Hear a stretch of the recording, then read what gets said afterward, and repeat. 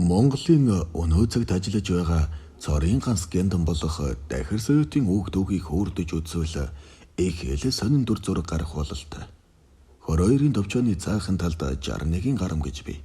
Уг гарамнаас холгүйхэн дахир соёотын гяндан байх бөгөөд дөрвөн давхар аврах том байрлал байгууламж нь жохом хэдэн үед баригдсан нь тодорхой бус. Ямар ч тач аль 50-60 оны үед л сүндэрлэж байсан гэдэг. Гэхдээ тухайн үед уг барилгыг шоронгийн зориултаар ашиглаж байсангүй. Соц нийгмийн үед болцошгүй дайнаас сэргийлэх иргэний хамгаалтын асуудал нэлээд хурцаар тавигдаж байлаа. Бичлэг сонсож байгаа танд энэ өдрийн мэндийг хүргэе. YouTube сувгаа subscribe хийж мөн лайк заавал дараарай. Мөн хонхоо идэвхжүүлснээр шинэ бичлэг орох үрээд мэдэгдэл очих болно шүү. Үнэхээр баярлалаа. Эх орны дайны тухай зөвлөлтийн дээхэн үеийн кинонуудад агарын бөмбөгдөлт болон хэмийн хорд байцаас ард иргэдийг хамгаалахад зориулагдсан нөхөн гарц хүнсний агуулах хорогдох байр гэх мэтийн зүйл нэлээд гардаг. Дахир соёотын гяндангийн барилгыг анх жухмал ийм зориултаар барьжээ. 1950-ад оны үед Монголд ажиллагдаж ирсэн Оросын 505-ын хоригдлууд уг барилгыг барьсан гэж яригддаг.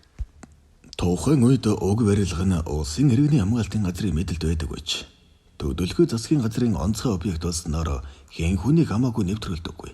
Ёстой л нөгөө дорнодын мардан ураны уурхай шиг гадна дутнгүй харуул хамгаалалттай төрийн нууц газар болж хувирсан байна. 1979 онд Вьетнам хятадын дайн болсноор манай төрийн томчууд болцошгүй дайнаас их зэрэмжилдэг болсон бөгөөд тухайн үед армийн анги салбарын тоог огсон нэмэгдүүлж зөвлөлт холбоод улсаас шин төрлийн зэвсэг гал тэрэгсэл зөөж сонгоны болонд дохон асар том зэвсгийн агуулга барьж байх болсон. Үүний зэрэгцээ дахир соёотын дөрвөн давхар аврах барилгыг төрийн тусгай хамгаалтанд авч нам төрийн дээд удирдлага улс төрийн төвчөөний гишүүдийн хорогдох байр болгожээ. Нэг ёсондоо дайн байлдан боллоо гэхэд төрийн томчууд энд ирж хуургнах учиртай байж. Тэгэхээр уг барилга нь хэмийн хорд утаанаас хамгаалагдсан. Хэрваргийн бөмбөгдөл нь дэсэд үлдэхээр их ил бүх бат баригдсан бололтой. Ямар сайн даал уг барилгын 1, 2, 3 дугаар давхрын бүх цонх тооцохоор битүү таглагдахаас гадна газар доор 2 давхар байшингийн хэмжээтэй асар том нөхөн зор байдаг ажээ. Энэ нь хэмийн хорт утаанаас хамгаалах мөнөөх ариун дагшин газар нь бололтой. Үүгээр зогсохгүй уг зойронд 100 тонн ус нөөцлөх аврах том Йонкс 100 орчим хүн бүтэн жилийн турш эдэж өө хоол хүнс архитар сентэргээд бүгд зөвлөл хадгалаастай байдаг байж. Хэрвээ соц нийгмийн үед дайн болж Монгол улс дайсан бүрэн эзлэгдлээ гэж бодоход нам төрийн дэд удирдлага бүтэн жилийн турш дахир соёотын нөхөн зойронд тансаглах байж л дээ. Гэвч дайны ард тал болох хөгшид хүүхэд эмэгтэйчүүд нь хорогдох байр энэ тэргүй нүцгэн тал бөмбөгдүүлж зөвхөн дарга нар нь энхүү амиа хонхойлох арга зөвгчсэн нь үнэхээр инэдэмтэй. Тийм л зүрхий болцочгүй дайнаас сэргийлэх амин чухал хэрэгтэй байсан юм бол үгүй ядахт 500 мянган хөгшид хүүхэд багдахуйц аврах том сав барьчихж болоогүй юм байх та. Ард түмнээ болцочгүй дайнд хядуулсан хэдэн нүцгэн дарга амьд үлдээдэж яах юм бэлээ дээ. Тэд юуны өмнө гараа өргөөд хилэн гаргаад өстөн дайсандаа бууж өгч таарна. Эсвэл Гитлер шиг хорогдох байранд амиа хурлаа. Ийм л хоёр зам бий. Харин 1990 онд ардчлалын салхи сэвэлзэж ихснээс дахир соёотын орго том орогдох байр нөхөн хонгол жинхэнэ сонгодог чанараа алдсан байна. Юу нөгөө болцошгүй дайн хорогдох байр энэ төр. Тухайн үед энэ мэтэн хийх болсон айдас гүйцийг хүмүүсийн сэтгэхүйгээс таягдан хаяж зөвлөлтийн зэргийг нутгаас нь хөөж гаргаад зогсохгүй. Армийн анги салбарын 50%-ийг татан буулгасан билээ. Улс төрийн төвчөөний гишүүдж юу нөгөө дахир соёотын нөхөн хонглог эзэгнэх байтугай. Сарал ортондооч тав тухтай сууж чадхан байсан.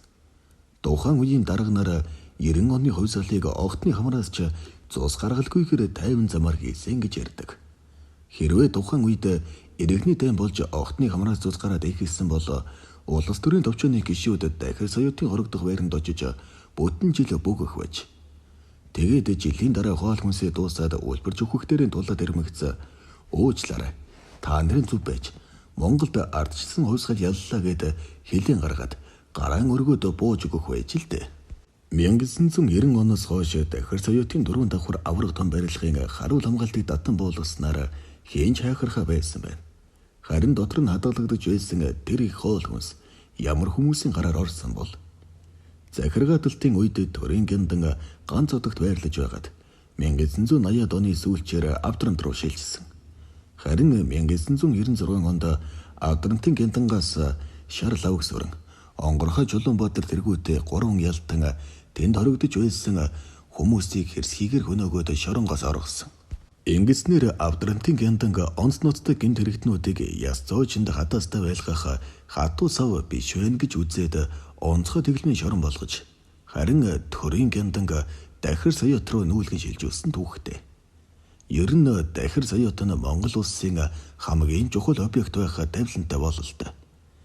Эдүүгээ тус гяндан захиргааталтын үеийнхнээс ч илүү хамгаалтанд орсон байна.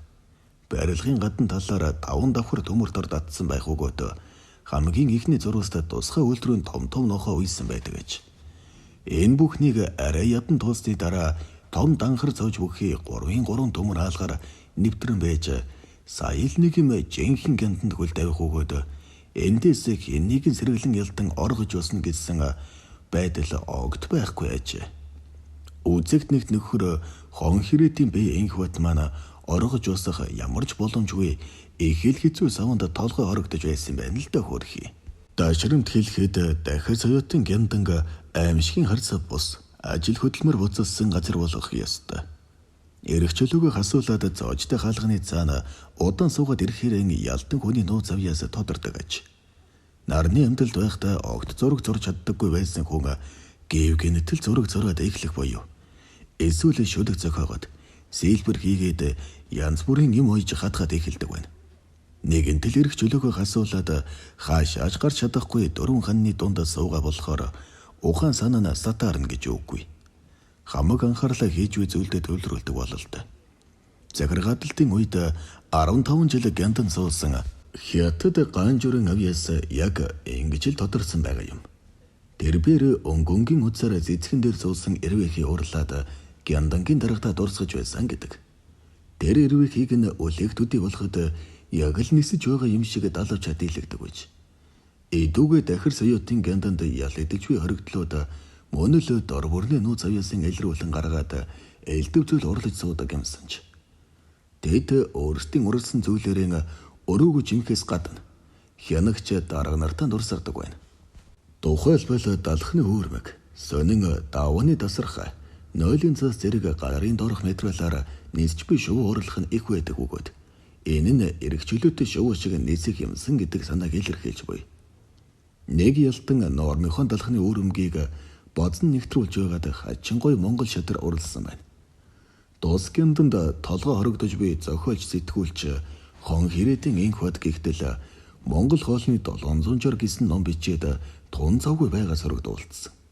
Энэ тухай дуулж сонссон зарим хүн тансаг хоол ундаар хомос гяндангийн нөхцөлд 700 төрлийн хоолны жор бичнэ гэдэг санаанд багтан буй юм. Уг нь тус номыг хоол хүнс ариунтай баян ресторанд бичвэл илүү амьдралтай болох байх. Гэсэн ч цоочтой хаалганы цаана удаан суусан хүний нууц авьяас илэрдэг. Тийм болохоор тансаг хоол ундаас хомос байгаа хон хэрэтийн энх хотын хоолны жор их хамтлаг болж бас мэдэх юм шүү.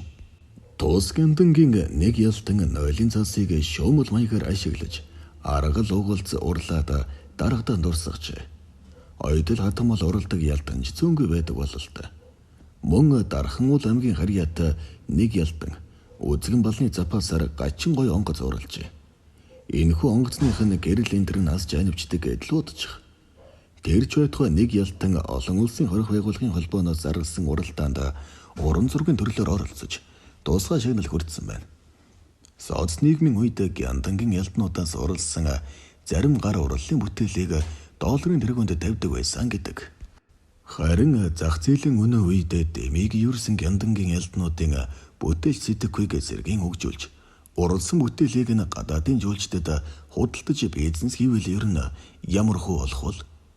Тэгээд зохих ёсны ашгийг нь тухайн ялтанд олгодог болчих бол гяндан гэж нь хүмүүсийг залхаан зэрлүүлдэг аимшигын харсаа бус ажил хөдөлмөр уран бүтээл бас болоогүй ухаарал буцалсан газар болж хувирах байлгүй. Энэ хүртэл бичлэгтэйгээ хамт байсан танд үнэхээр их баярлалаа. YouTube сувга subscribe пэйж мөн бичлэг дээр заавал лайк андараарай. Баярлалаа.